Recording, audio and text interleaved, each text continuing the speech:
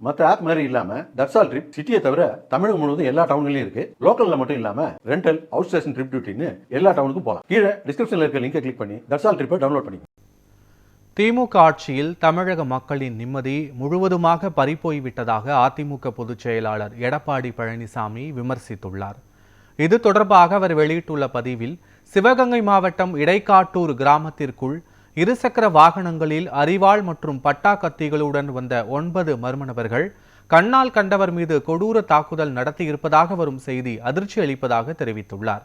2 நாட்களுக்கு முன்பு நாங்குநேரி அருகே உள்ள பெரும்பத்து கிராமத்தில் நடந்த தாக்குதல் சம்பவத்தின் ஈரம் காய்வதற்குள் அதே போன்றதொரு தாக்குதல் மீண்டும் நடத்தப்பட்டதற்கு சட்டம் ஒழுங்கை காப்பாற்ற தவறிய முதலமைச்சர்தான் காரணம் என குற்றம் சாட்டியுள்ளார்.